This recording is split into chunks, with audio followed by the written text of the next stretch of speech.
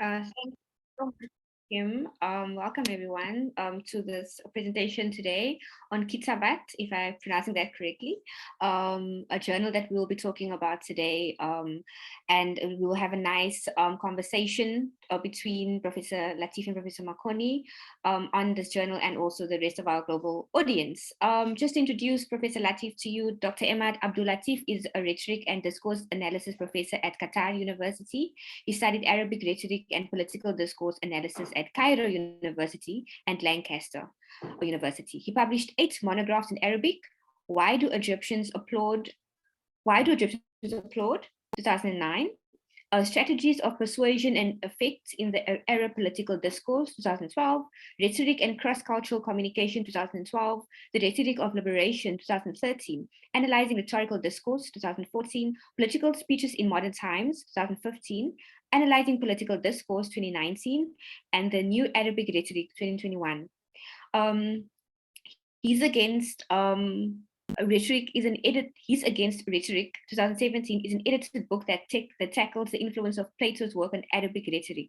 His list of articles and chapters published in English includes Interdiscursivity Between Political and Religious Discourses in a Speech by Sadat, Combining CDA and Addressee Rhetoric, John Benjamin's 2011, The Oralization of Writing, Argumentation, Profanity and Literacy in Cyberspace, Brill, 2017, and Arab Political Discourse, Routledge, 2018. He wrote several entries in the Oxford Dictionary of African Biography and the 3rd edition of the Encyclopedia of Islam. He co-translated many works into Arabic, including the Oxford Encyclopedia of Rhetoric. What a bio. Thank you so much, Professor Latif. The floor is yours. Many thanks for this kind invitation. Hello, everybody. I'm so happy to be with you. I would like to thank Chanel for the introduction. Today, I'm going to present our little young baby, Khitabat, the journal that I'm happy to be with you to talk about today. I will share my screen with you, that's it. Before I start, I would like again to thank the African Studies Global Virtual Forum for this kind of invitation, and for sure the University State of Pennsylvania for the organization of this forum. Thank you. So I will talk about the journal. I will introduce its main interests, a little bit about the history of the journal, its issues that has been published up to now. So Khitabat is a biannual journal on discourse studies. It started on 2019. It is a free open access electronic journal. We take no money from the author, and financially, we support the journal by ourselves, me and the co-editor. We published our first issue in 2019, as I have said. We published 6 issues up to now, and we are working on the two next issues for December 2020 and December 2022 and June 2023. I serve as the editor-in-chief, and my colleague Abdul-Mubdi from Copenhagen University is the assistant editor of the journal. The scope of the journal, we accept original contributions to the Arab daily life discourses, and actually the most important goal of the journal is to encourage researchers to critically engage with the influential political, religious, social, economic discourses in the Arab world. Those are understudied areas where daily life discourses, the discourses that have a great impact on the Arab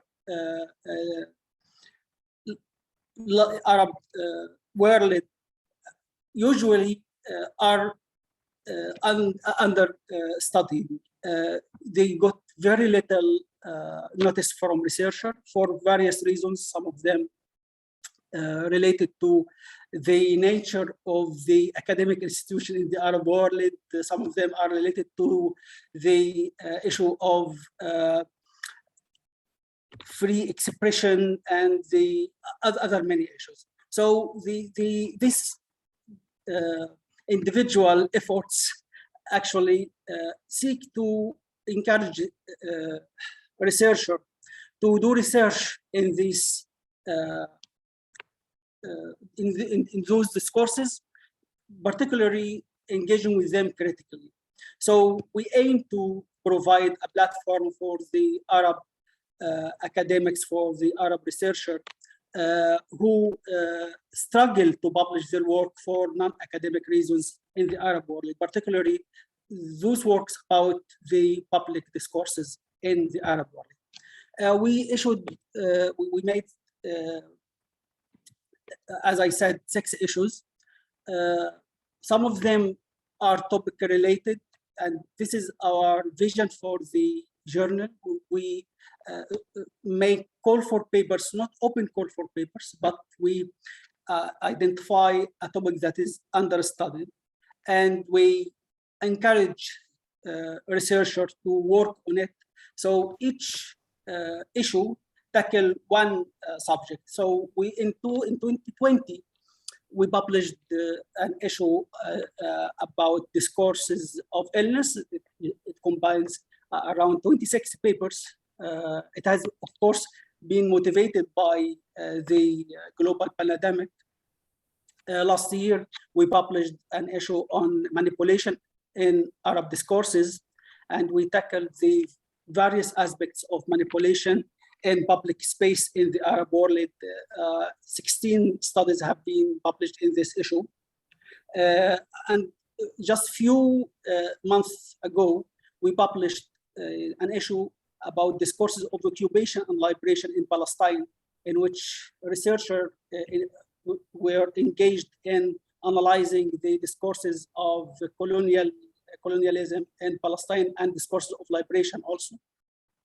We are working on 2 issues. One of them is about the racism in the Arabic discourses, and the other one is about the discourse of massacres in the Arab world, particularly in the era of coloniality. And most of the Arab world have been colonialized, some of them for centuries.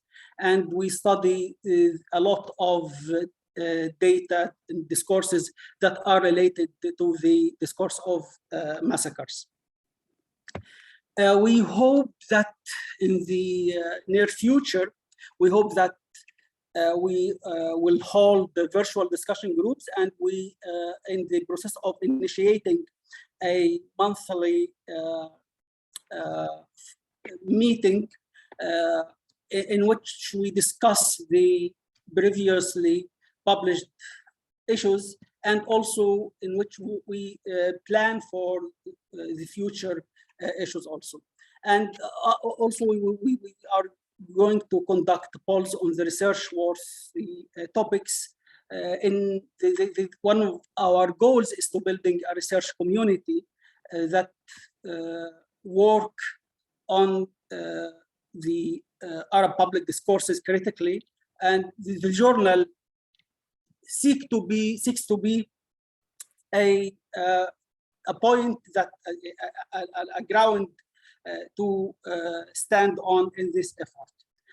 The ultimate goal is, as it might have been obvious, I don't know, is to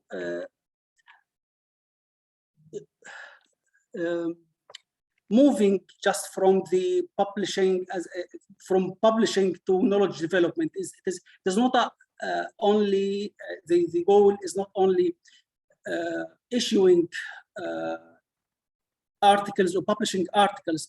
It is also affecting how researchers and do their work, they do their works, and the topics that they are interested in. So we plan our issues to cover understudied research topics that are related to the political, I would say, the socio-political situation in the Arab world, particularly in terms of freedom and coercion and other misuse of power in the region. So I'm not sure if I give a good introduction to the journal, but I hope that in the following discussions, what we have done will be much clearer. Thank you, channel. Thank you very much. Thank you. And I'm looking forward to Dr. Makoni, Professor Makoni, comments and questions. And and all of you, of course. Thank you.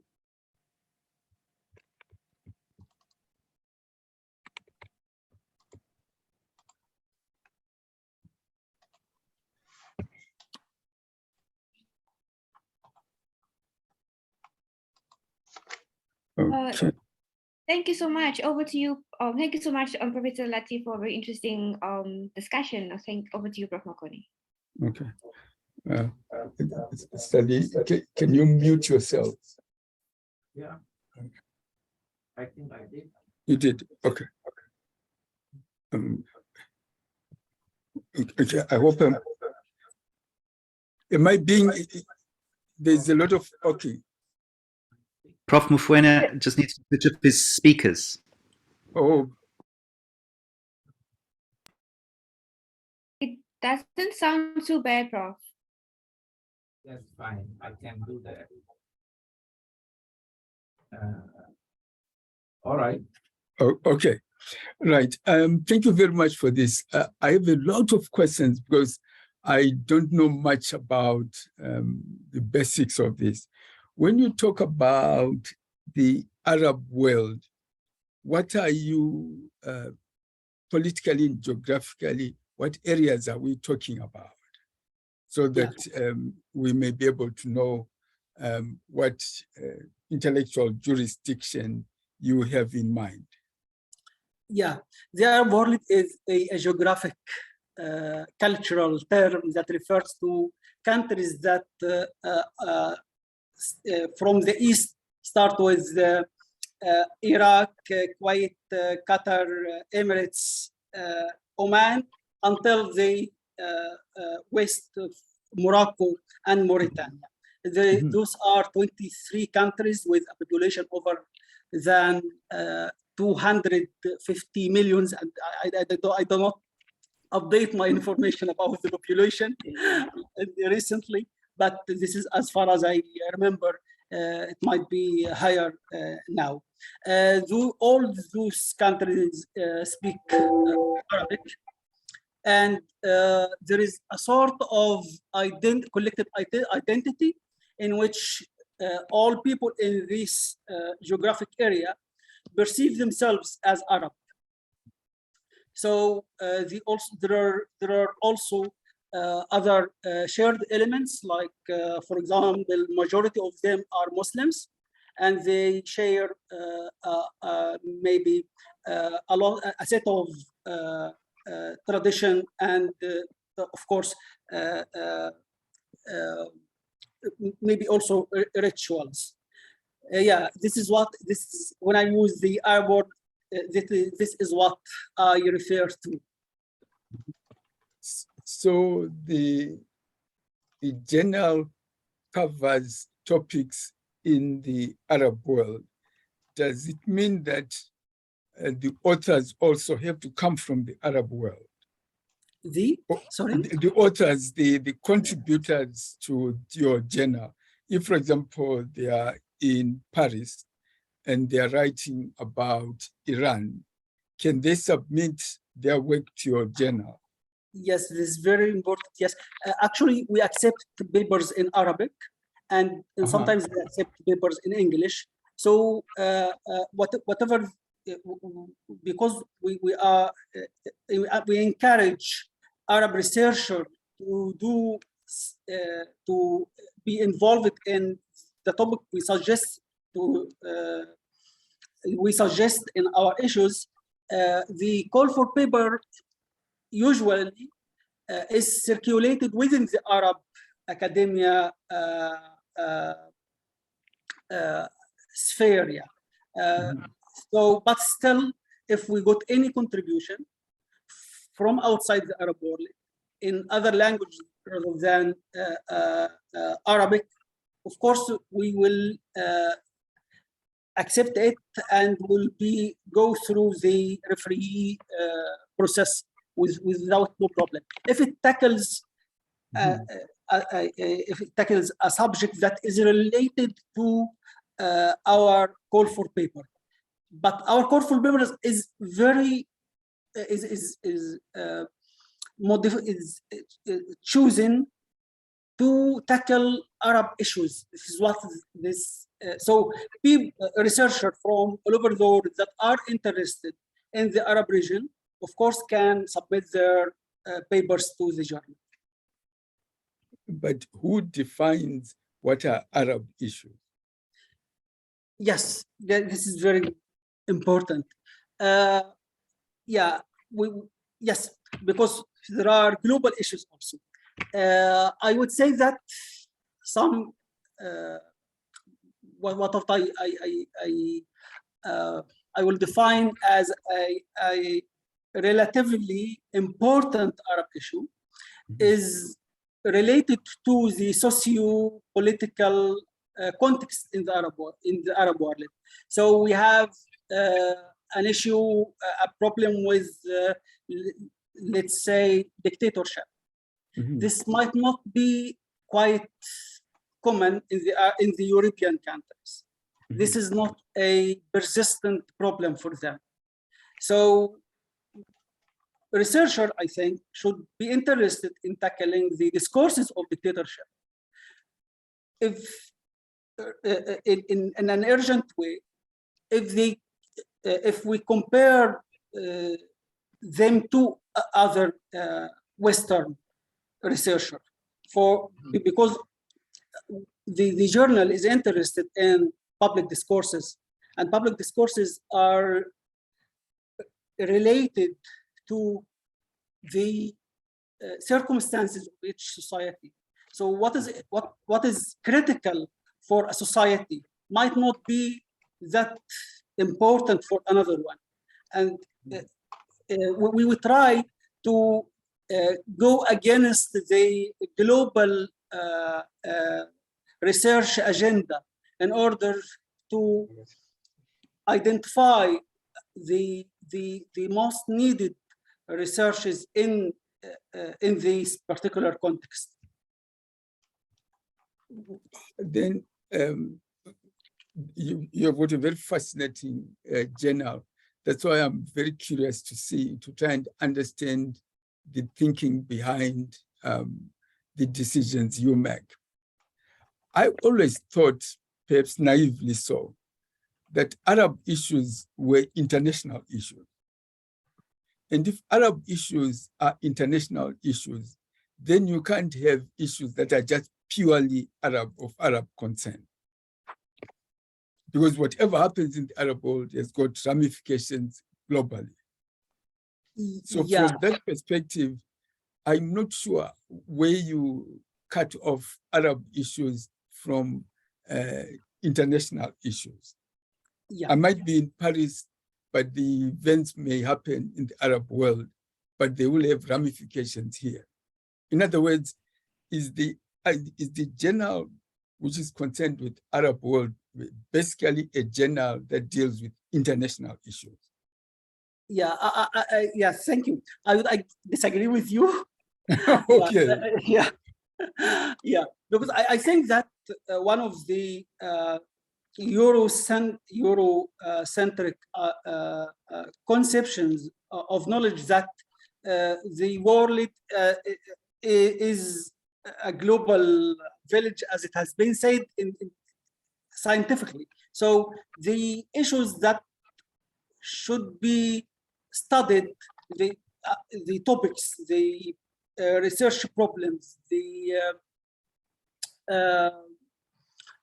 phenomena that researchers are interested in the West are the same that other researchers in other parts of the world should be worked on.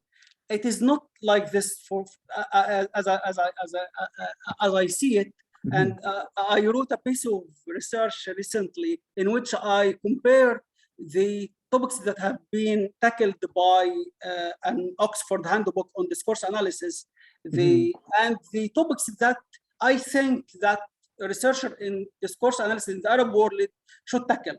And for me, I understand that the West are interested in aging discourses, for example, and immigrant discourses. Yes, but those are not critical subjects for other countries like the Arab world, where the issue of aging is not on the table.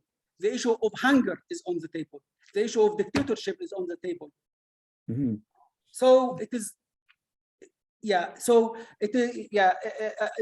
And this is why I was so happy when I got this kind invitation Dr. Ashraf told me about, and I read your very noble goals to decolonialize the academic world, to also challenge the Eurocentric knowledge. And I thought, yeah, I fit here. This is where I fit here. My work fits here. Good. Because Now, we share. I think we do. But let me then push you a little bit further so that you can help me clarify for myself where things are. Let's put aside the debate whether the topics which your journal addresses are similar or different from the topics that may be addressed by another journal. Let's assume the topics are the same. Let's assume, for example, the journals of Western discourses are interested in issues about hunger and political dictatorship. Are there any fundamental methodological and epistemological differences that would emerge in how your journal deals methodologically, let's say, with issues about hunger in political discourse in the Arab world, with the way issues about hunger might be dealt with in other journals? In other words, if the topic is the same now, let's suspend the debate that the topics are different. Let's say the topics are the same.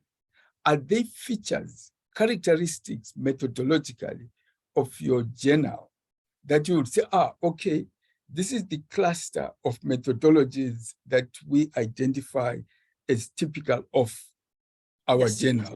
Right. Okay. Yes, I'm so happy to get this question, actually, because I think that if, as there are coloniality in theories and in topics, there are also a sort of coloniality in methodologies, approaches, and theories. And I will give concrete examples for that. We work on the Arabic language. Arabic language is has some unique features that are different from the, let's say, the English language. So those who work for using critical discourse analysis to study discourses in English, they apply the functional systematic grammar by Halliday. Halliday's grammar is the English functional grammar, the functional grammar, the systemic functional grammar of English. The systemic functional grammar of English is quite different from the systemic functional grammar of Arabic in terms of syntax, in terms of morphology, in terms of even all the aspects of the language. So an Arab researcher, if the Arab researcher does not believe or doesn't realize that his language has its own feature, and hence he or she must not only adjust or adopt the analytic framework to work on Arabic, but even more than that, even to challenge the methodology and to provide, I would say, radical changes to it. This is what Dr. Zoe called the cultural adaptation. But they talk about in terms of theory, and I say that it is not just theories; it is also methodologies that should be culturally adopted.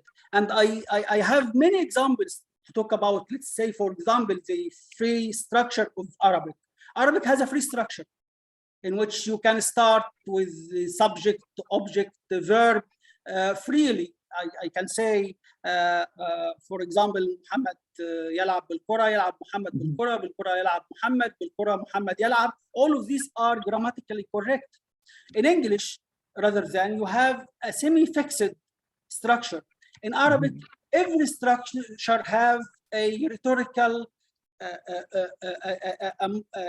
other meanings. So if I'm not aware of these features of the language, and if I couldn't develop procedures to study it, if I couldn't develop approaches and methodologies that consider these features, I will fail to study what I am going to study. It is not an issue of topics. It is an issue of methodologies, and also an issue of theories. For example, if I looked at when I study the political discourse, and we identify the main goals of political discourse, which usually are related to holding power, keeping it, legitimizing it. This is not how political discourse works in the Arab world, where people get power, acquire power, hold it via other means rather than political discourse. The case of Obama, for example, who is not expected to happen in most of the Arab countries, where power is inherited or acquired through other means, particularly hard power, rather than political discourse. In these contexts, if I dealt with the Arab political discourse from a Western theory point of view, I will fail to understand the functions of these political discourses, because they make something, but not that the other political discourses make in other places. So let me see whether I get you.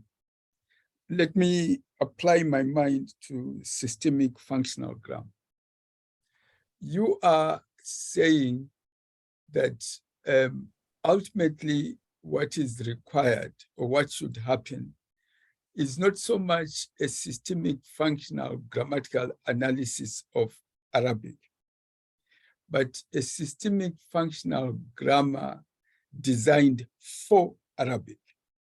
Right, right. Is that the argument here? That you can't have a systemic functional grammar that is applicable to English, Arabic, and other languages. What is required is a language-specific systemic functional grammar. Is that the argument? Yes. Yes. Okay. I'll stop there and give over to my friend. We encourage researchers to consider those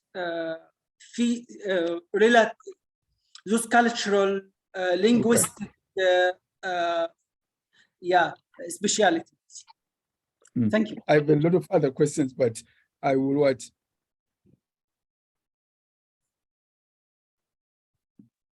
Okay, thank you so much. We have a few questions in the chat. So I'll start with Arthur Spears.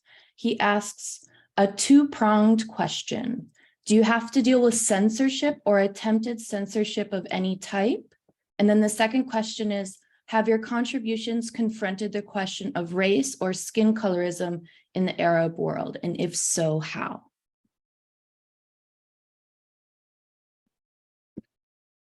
Yeah. Oh, I think you're muted. I will Go ahead. respond. I will respond to the second question about race. Actually, we are on the process to publish an issue on racism in the Arab world. Of course, some articles deal with the color-based racism, as well as, of course, religion and genre and other sorts of racism. In the first question is related to censorship.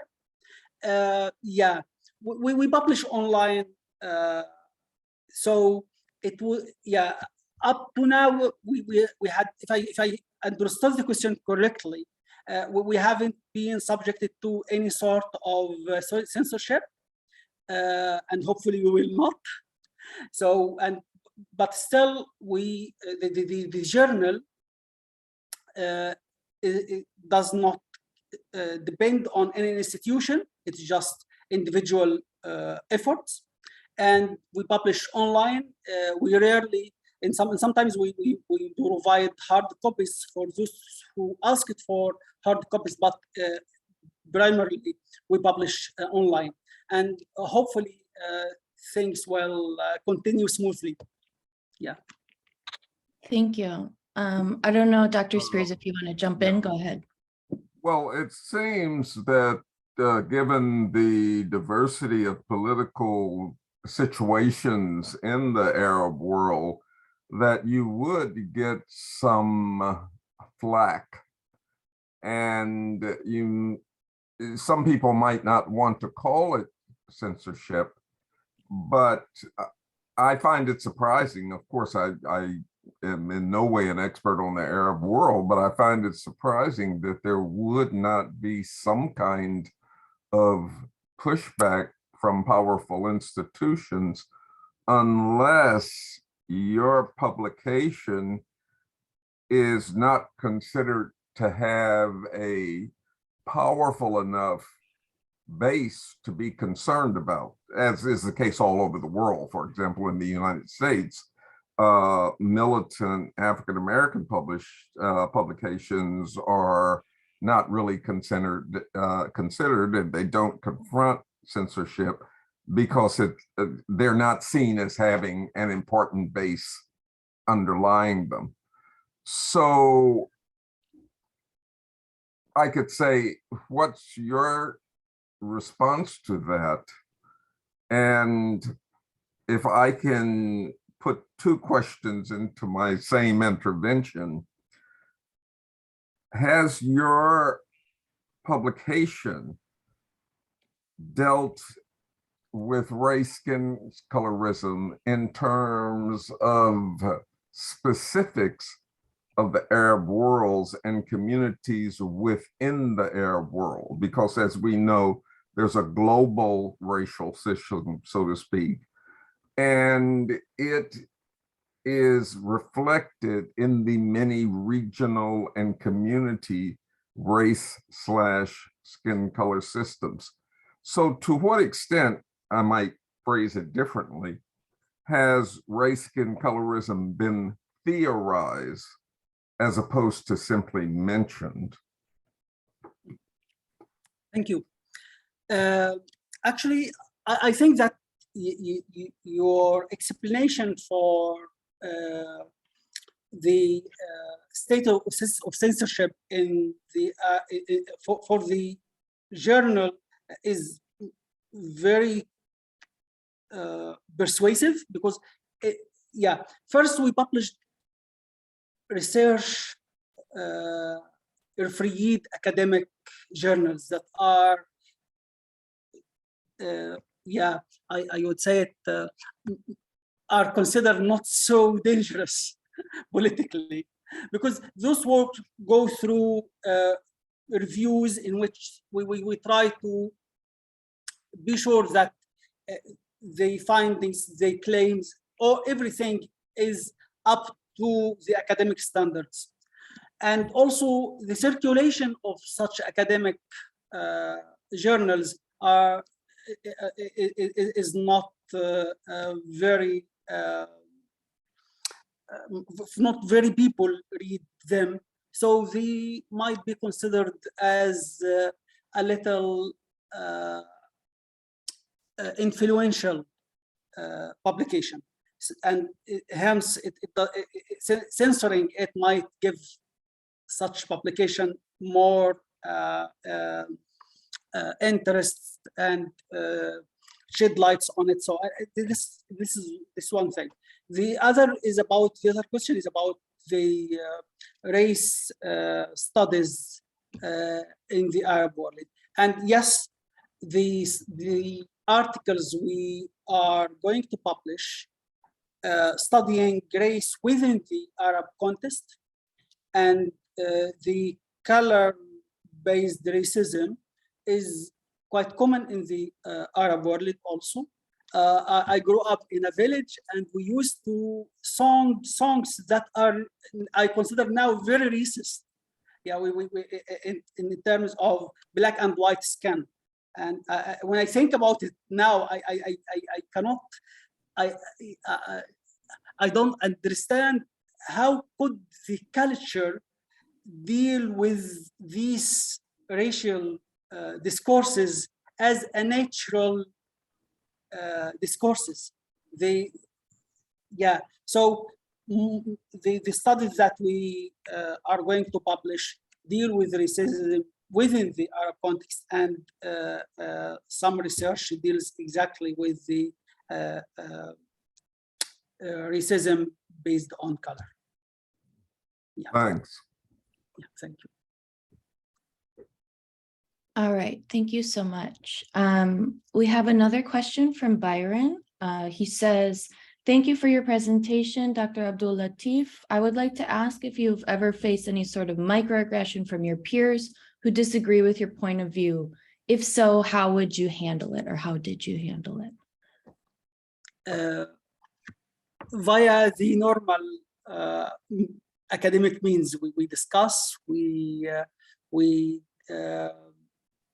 argue about our understandings. We might came to a mutual understanding. We might also hold our own opinion if they are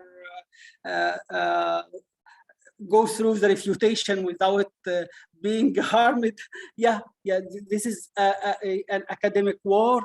We use the academic dialogue to discuss these issues. All right, thank you so much.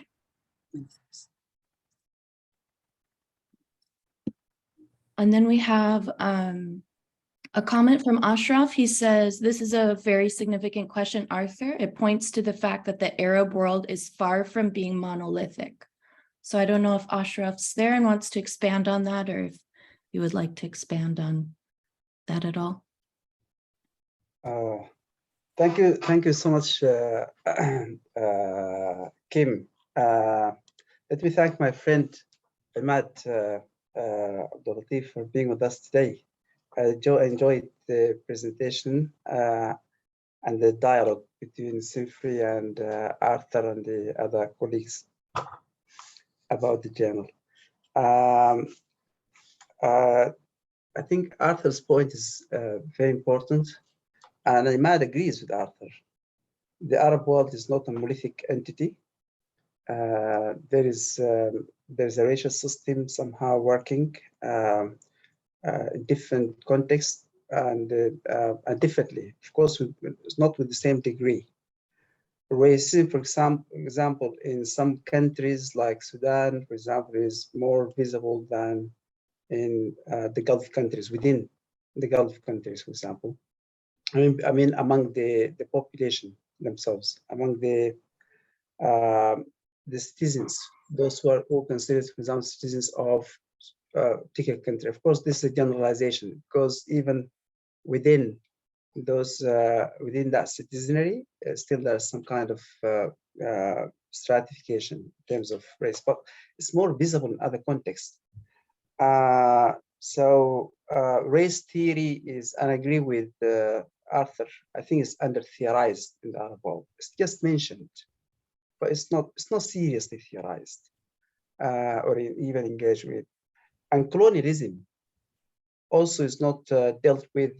You rarely read a piece or an article in a journal, in a Middle Eastern journal, that talks about colonialism, or even a special issue, colonialism as a serious historical framework.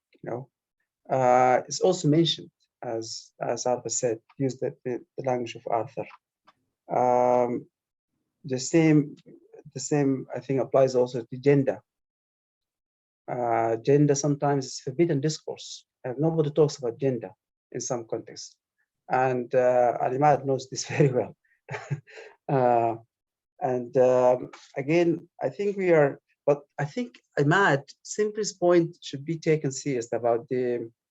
I think what Simfri meant is that there are some commonalities, common agenda across the Arab world, and and even the West. I understand that the argument for developing language-specific systemic functional framework for Arabic, but again, the question is, how can we avoid falling into an essentializing trap? I think that's the point of Simfri. We don't want to be enclosed, to adopt a form of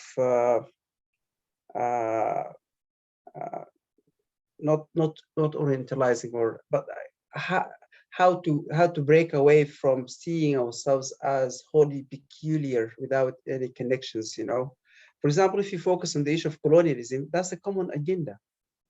It links us with the rest of Africa, and even the rest of Europe, and even Asia, and so on. See the point, Emad? I think that's what Simfri meant. Yes, that's what I meant. And let me just jump in, Ashraf, and then I will get back to Ahmed. What I was trying to say is that on the one hand, I'm very sympathetic towards the importance of developing locally specific journals that deal with specific issues.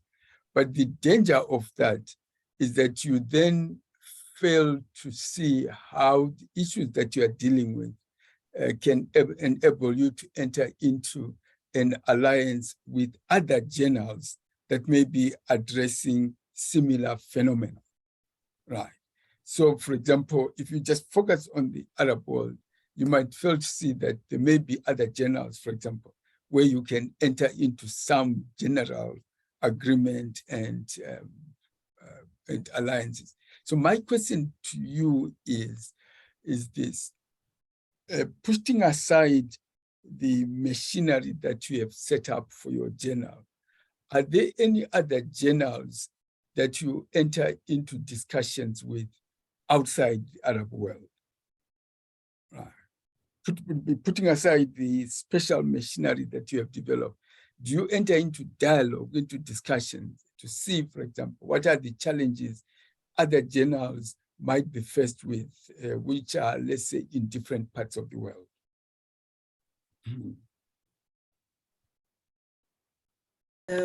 I didn't think about it before. Maybe, as you said, we are very concerned with the goals that we put to ourselves, and we are in the our early stages of our work. So we try to accumulate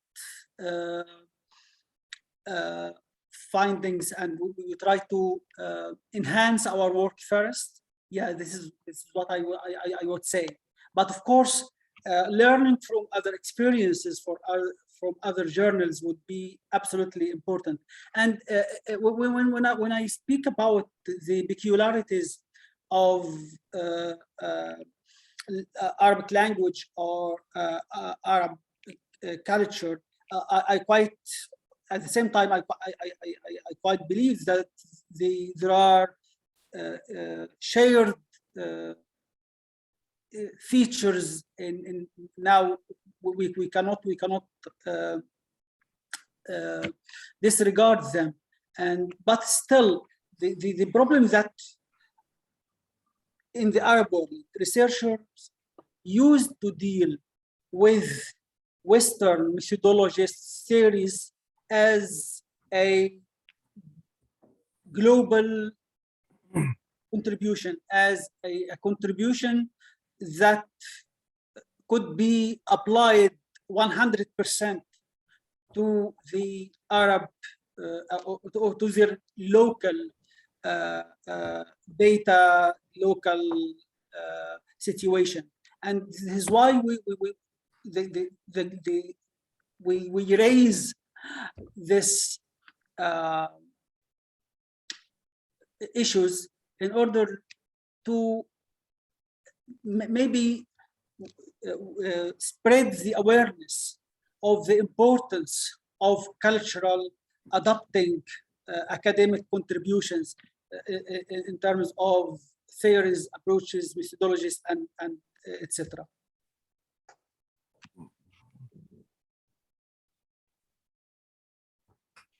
Thanks.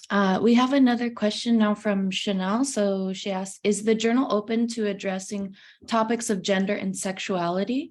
Can you also talk about the editorial board and how diverse it is in terms of gender? Oh, I think you're muted, sorry. Yes, thanks. The editorial board represents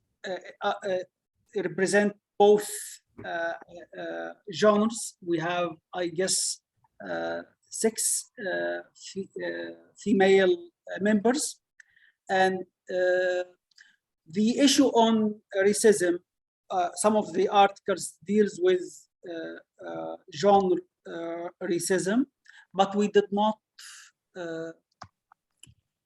We didn't make a call for paper for issues on sexuality, not yet.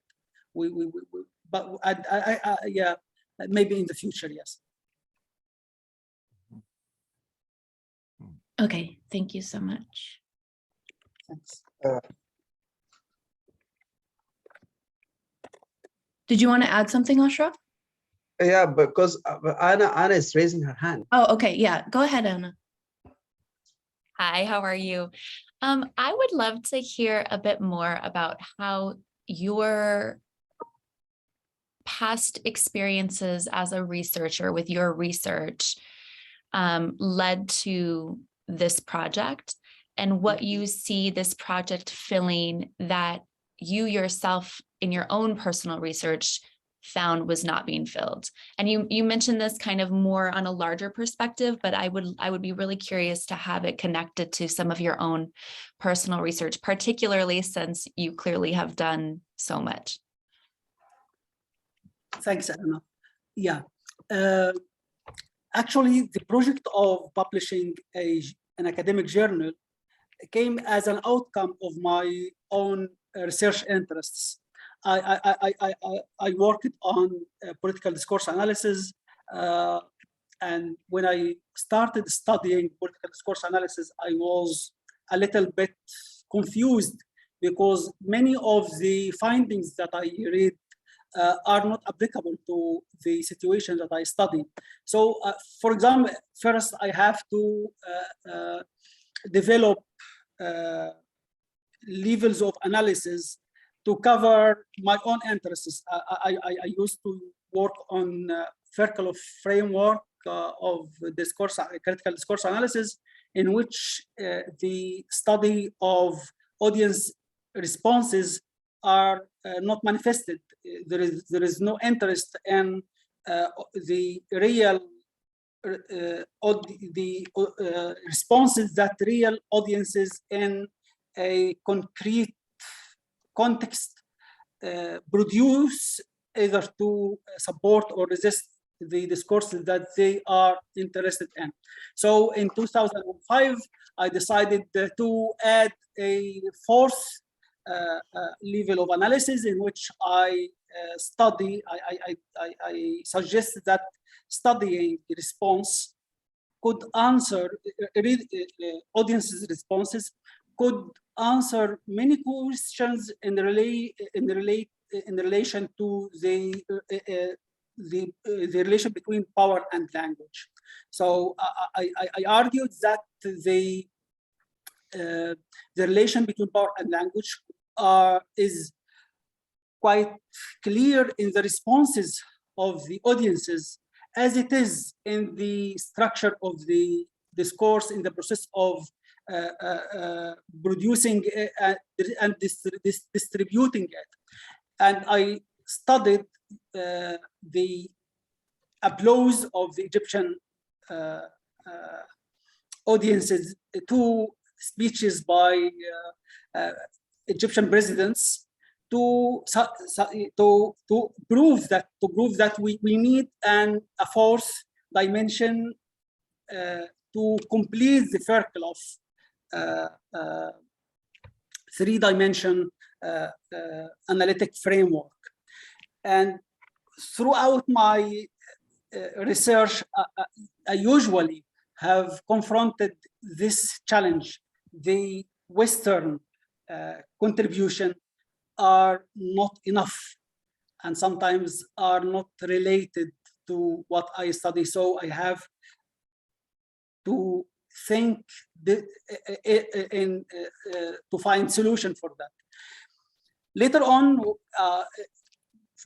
when I find out that an individual effort is very minimized, cannot cover, I cannot myself cover the topics, the methodology concerns that I try to cover. I thought of the journal as a space to encourage other researchers to jump in the those academic interests and work within it.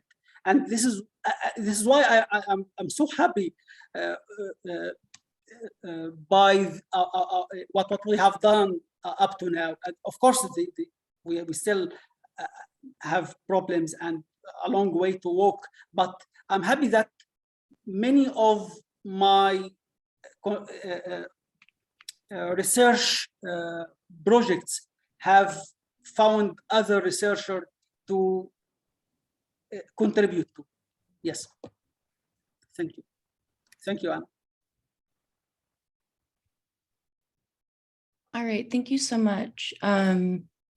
Deboho has a question about distinguishing the Arab world from the Islamic world. I don't know if you want to expand on that at all. It's a longer question having to do with other, outside perceptions. So I don't know if you want to discuss that as well. Oh, I think you're muted again. Sorry. Thank you, Cam. The Muslim world is bigger and much diverse than the Arab world, where several languages, cultures, civilizations are participating in one aspect, in which is religion. And I cannot speak about how people perceive themselves in the Islamic world, and for how deep their perception of being Muslims is. But in the Arab world, it is quite clear that there is some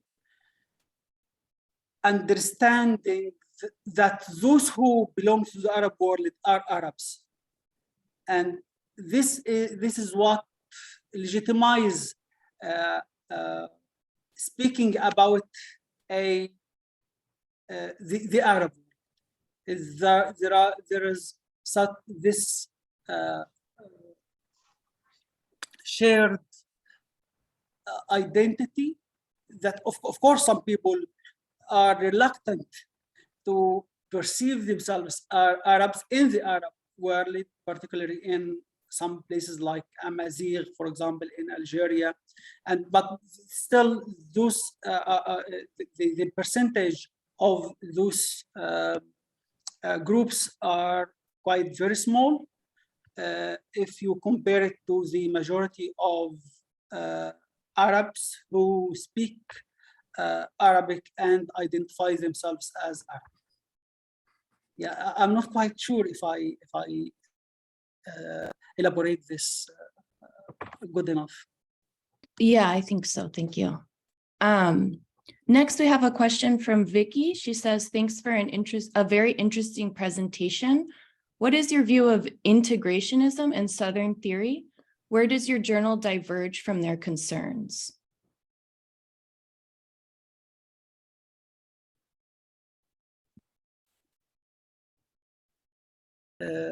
Thanks again, Kim.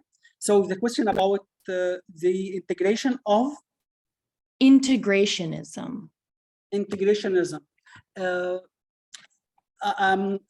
Yeah, in terms of methodologies, is how to combine methodologies in one study, or I'm not sure, Vicky, if you want to explain more. Yes. I don't have a good working definition of integrationism, but maybe somebody else does.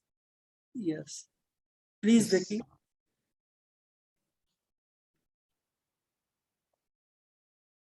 Thank you very much. It's the work of maybe Sinfree can say it in fewer words, but integrationism and Southern theories are concerned with the idea like what you're raising is very important. For example, about if I try to do my research and I want to fit it into like systemic functional grammar, according to Halliday and others, it may not fit exactly my work, and I'm just trying to squeeze it into their theories. So integrationism seems to differ from that and says that we shouldn't try to make our work necessarily conform to theories that are from other places, something like that. So what do you think about that? Or Makoni can expound a bit, or Sinfree, please. Yeah, I totally agree. Yeah, we try to answer research questions, and in doing this, I give myself the whole freedom to combine methodologies, to collect the procedure from here and there, to not be obliged to apply one analytic framework. And yes, I think that the researchers should not be confined to one methodology if it is not enough. If it is if it is not working by its alone to address the research question.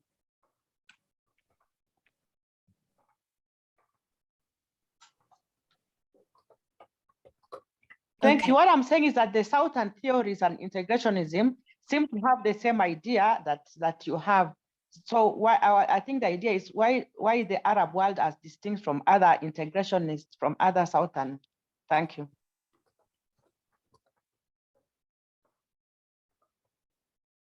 I didn't get your question firstly. I apologize for that. So it is not an issue of uniqueness. It is rather than an effective way to deal with concrete problems.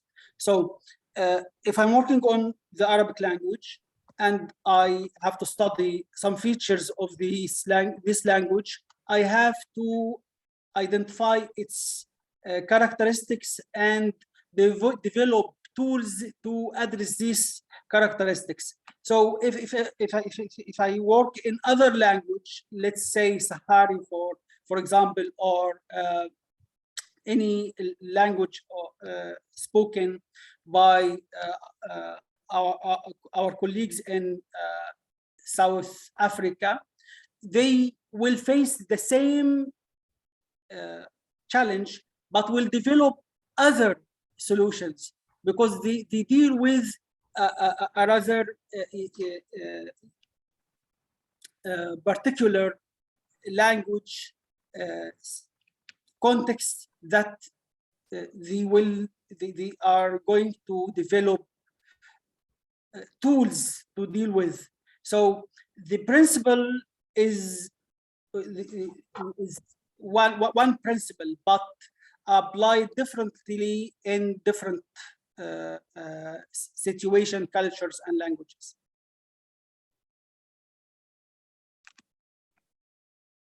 Okay, thank you so much. I think we can hear from Abiola now. She has her hand up. They have their hand up, sorry. Thank you very much for your presentation. I am really interested in your idea about audience responses, because I'm thinking about audience as something that can be really huge and sometimes ambiguous. So I am wondering, how do you, what is your framework of making sense of who the audience is? For example, if I write a paper or make a presentation that focuses on the global South, in my analysis, I could have specific discourse that I am analyzing and exploring and expatiating on the political stakes and underpinnings of that, but I may not be able to figure the exact audience. Sometimes we see silences, and within that silence, there is still audience in that. So I would want you to please explore that a little bit and to tell us, how do you envision audience and how do you engage with analysis of responses from audience? Thank you. This is very interesting. Thank you. I study the responses of actual audiences, either in virtual or real spaces. So I study what the audiences produce of science, either linguistic science, like if I'm working on a virtual space, I will study comments, for example. I will study other actions like resharing, liking, or disliking, and so. If I'm working on a real audiences and real spaces, I will study, for example, sharing, abusing, and so. And the point of view that I work on came from a rhetorical point of view, what I call the empowerment of audiences. I try to challenge in my research, I try to challenge the regular common rhetorical practice in which rhetoric provides speakers with tools that enable them to achieve persuasion and effect, and ultimately driving the audiences, their addressee, to share with them their beliefs and act according to what those speakers aiming to.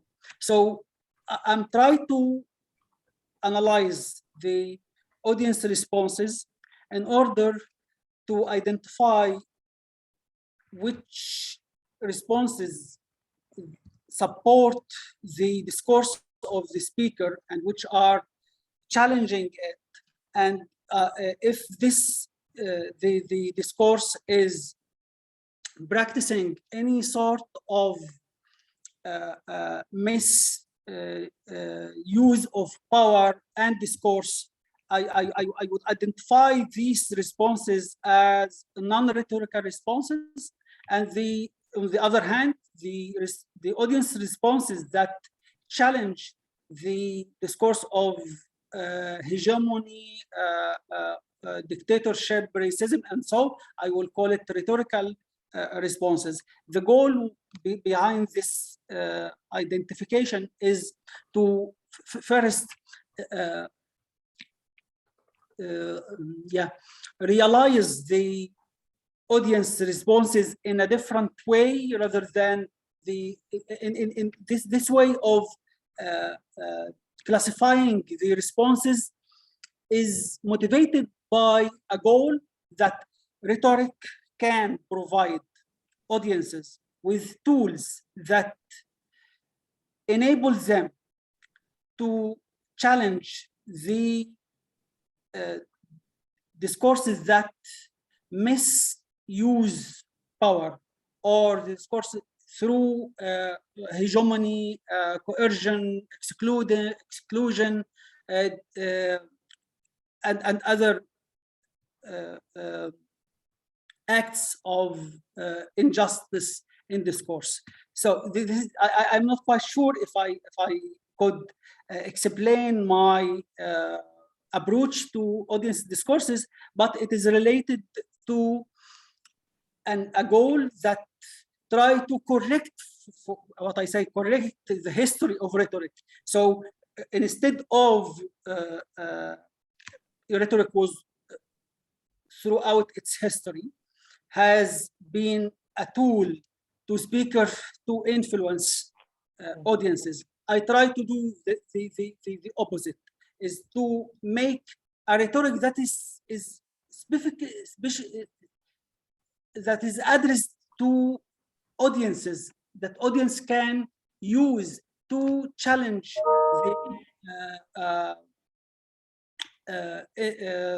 the discourses that practice any sort of injustice. That's it. So this is my approach towards studying audiences. I worked on audience responses in political speeches, sermons, YouTube, Facebook, and other mediums.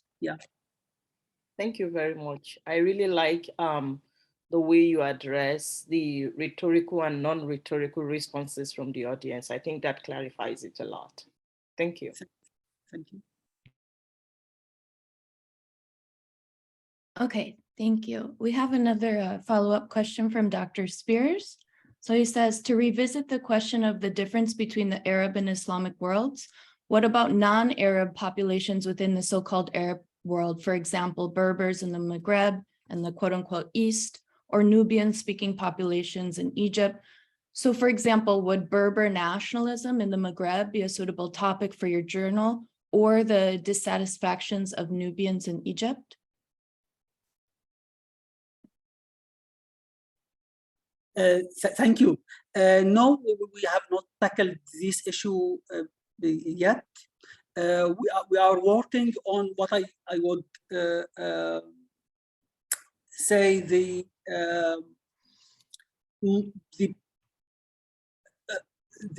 most what I identify myself, I could be wrong, what I identify as critical issues in the Arab context. And for me, issues, for example, like racism, is very important in this time. So in the future, may we think about other topics, and thanks for raising these issues.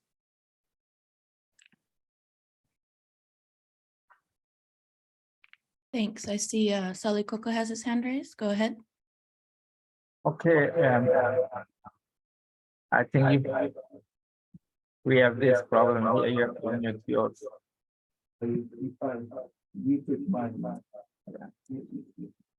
Okay. We can't hear you. Is it better now? Yeah, go ahead. Okay, yeah, I was. I'm glad Arthur came back to this question. I once contrasted the Maghreb with South Africa, in the sense that both involve a layer of settler colonies. That in the 7th century, the Arabs moved into North Africa and settled there. And one thing that happened is that they spread Islam, but also I have been under the impression that they allowed non-Arabs to Arabize culturally and linguistically, in the sense of adopting Arabic as a vernacular, especially for the non-Arabs that moved to the urban centers along the Mediterranean. So in South Africa, the Boers, the Dutch, or the Afrikaners as they are known now, they allowed people to learn Dutch, now Afrikaans, but my impression is that they didn't allow people to, shall I say, Dutchify culturally. For instance, the colored people speak Afrikaans as a vernacular, but they cannot pass for Afrikaners. So when you spoke of Arab majority in the Maghreb, did you include in this category, this majority, the Arabized non-Arabs that are genetically non-Arabs? Or didn't you include them? And in that case, the majority, the Arab majority, would be similar to white majority in North America, in the sense of partly, well, especially reducing the indigenous people. So in the case of North Africa, in the Maghreb, I would now speak of the more indigenous people rather than, the later indigenous people. So reducing the more indigenous people to a small minority. Does my question make sense? Could you just summarize it for us to help clarify where you're focusing? What I'm focusing on is trying to understand what Emad called Arab majority in Algeria, for instance. It could be Morocco, whatever. Is that a genetically Arab majority or a culturally Arab majority? Because there is a category of Arabized population, unless I'm living in an illusion. Yeah, I got it now. As far as I know, Arabs are not a race, because you know that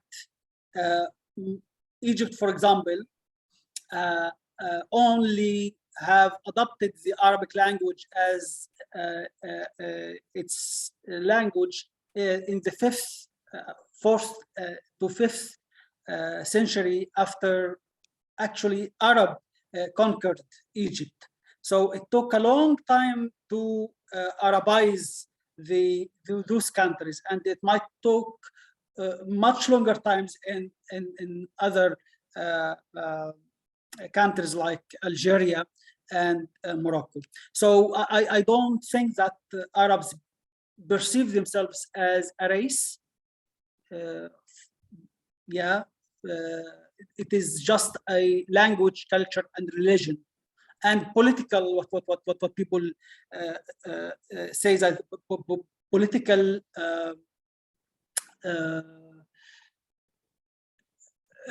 Nasir, Dr. Ashraf, destiny, and this is how the Arab nationalists identify the Arabism,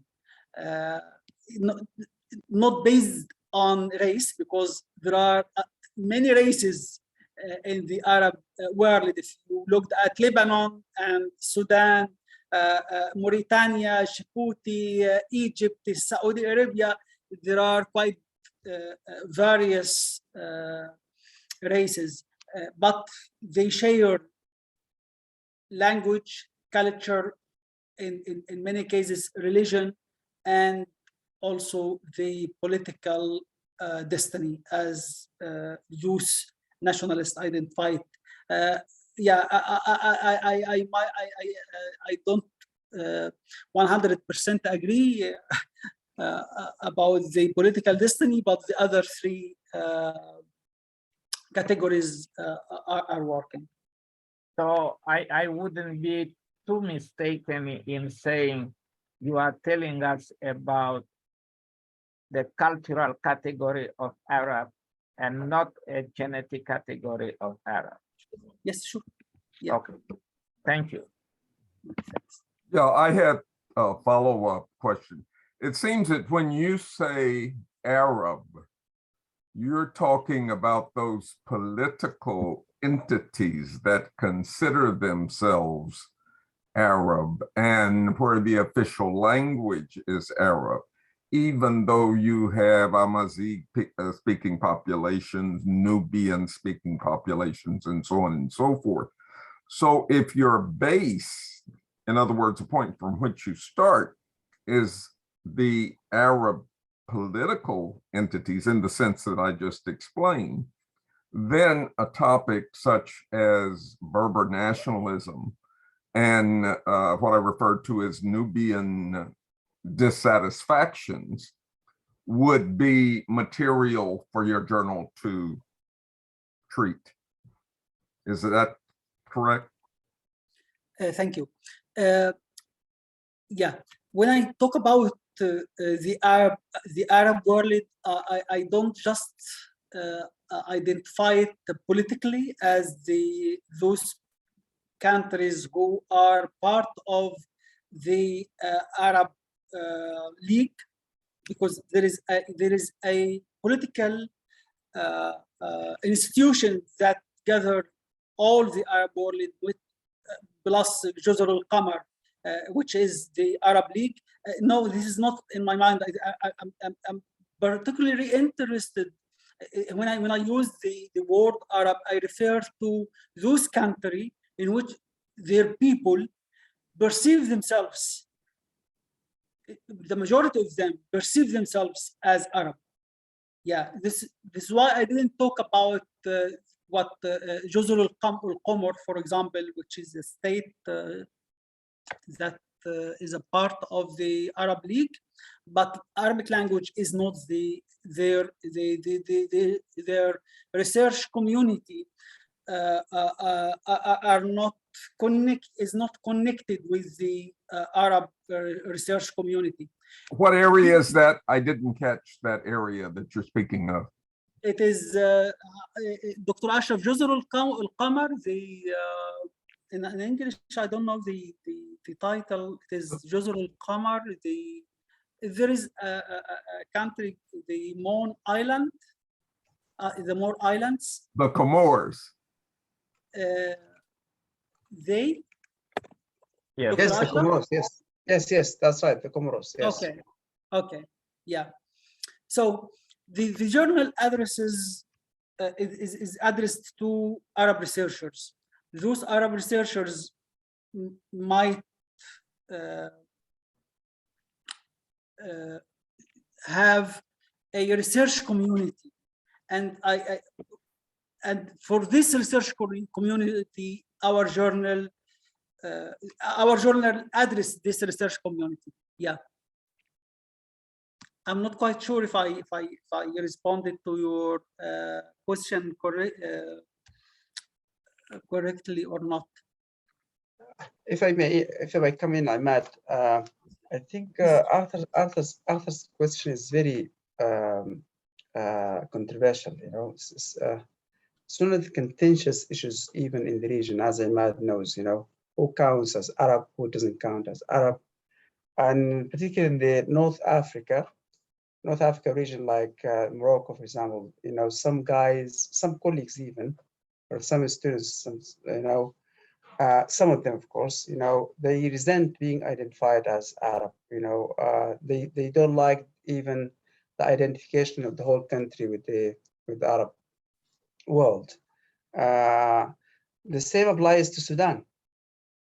And this brings us back to the issue of colonialism, because colonialism actually, for example, in the context of Sudan, intervened, and they constructed the north of Sudan as an Arab region, while the south as a Christian African region. But I think Emad is focusing on the Arab world as political construction, and the Arab world is defined technically, as Emad mentioned, one of the definitions, as all countries which are members of the Arab League are part of the Arab world. That's the technical way of defining the Arab world. And in that way, Somal is part of the Arab world, Comoros is part of the Arab world, although the only condition is that Arabic should be the official or a co-official language in the constitution. If that's the case, then you are part of the Arab world, or it can be part of the Arab world. But on the ground, in some contexts, being an Arab is racially defined. Francis Deng, Sudanese scholar, now is a South Sudanese scholar, has a very interesting paper. It's called "Green is the color of the masters." Green is the color of the masters in Sudan. So that's why colorism, colonialism, because also slavery and that kind of history, they all intersect together. So I think Emad, you're somehow, you're in agreement with Arthur, but you're focusing on the political aspect, and Arthur is looking also beyond the politics, beyond the formal politics. There's something going on there. Yeah. I just need to mention something, Emad. Emad, because I know Emad is my friend, Emad actually has written a very interesting book. It's called The Rhetoric of Emancipation. I don't know whether that's a correct translation, Emad, for your book, Balaghat al-Hurriya. Yes, it is. It's called The Rhetoric of Emancipation. And that book actually focused on the revolution in Egypt. And in that book, Emad critiqued the existing intellectual tradition within Arabic itself, the traditional, rhetorical tradition within Arabic itself, for not being well equipped to deal with the revolutionary dynamics in the Arab world. And I think maybe Emad, you could talk about this point, instead of just, focusing on the nitty-gritty, the technical issues of the systemic grammar. There are some political issues, because I think these guys are trying to drag you to that point, Arthur and Simfri and Salihiko. Yes. Thank you, Ashraf. I think that we are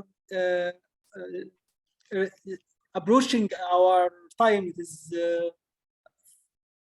we have just 6 minutes. Yes, am I right, Cam? Yes. Yeah. Feel free to answer. Feel free to respond, though. Mm-hmm. Yeah, I would like just to thank Ashraf for the elaboration on the issue of what the word Arab means in this context, which could be controversial, as Ashraf said. Yeah, and for the my book on rhetoric of emancipatory of liberation, yes. Yeah, I would say that an Arab researcher faces a lot of challenges, yeah, in dealing with a discourse analyst. An Arab discourse analyst faces a lot of challenges in dealing with the peculiarities of language, culture, political context, and other things. So I will leave it here, Kim, and would like to thank you all for those wonderful, stimulating questions. And I have to think a lot about what you asked about, and your comments also very rich, and hopefully, yeah, I will think about them later. And thank you so much. Yeah, thanks. We can hear some concluding comments from Dr. Makoni. Okay, now I have to work on my.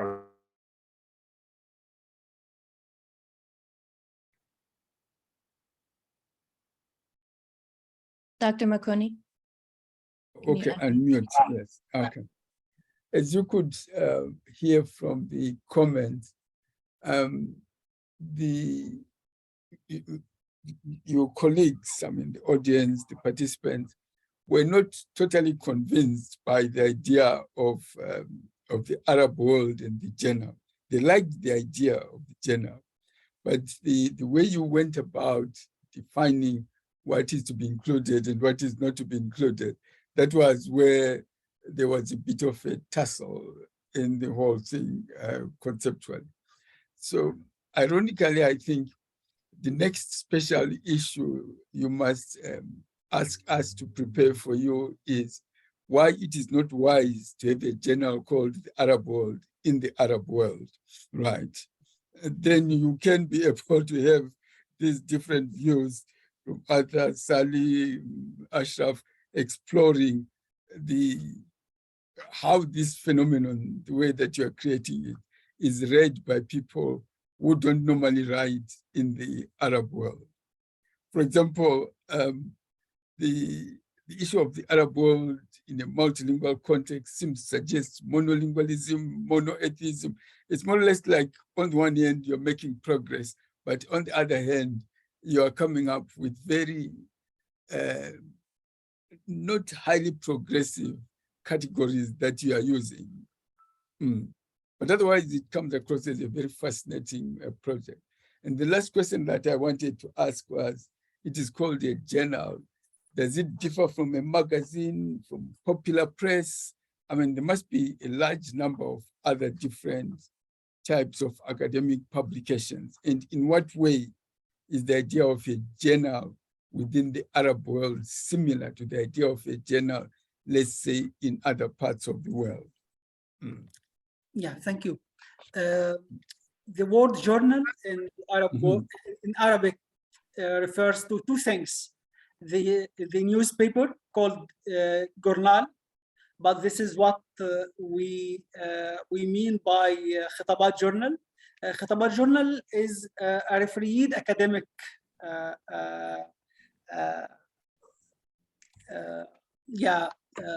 publication. So we just publish articles that from 5,000 to 10,000 words with particular format. All the articles go under a peer reviewing process. We publish also book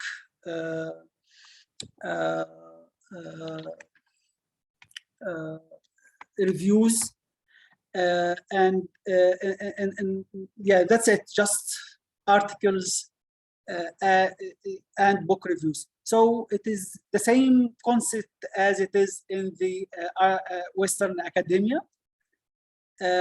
So it is biannual, not as we try to issue it quarterly, but we find that because we have no resources, it's just me and the co-edit, the assistant editor.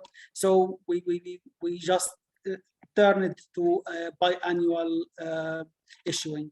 So yeah, this is what we mean by journal. Then my last question before I go over to Kim to announce next week's presenter. How do you do the referring? Because in some journals, they seem to be experimenting with different journals.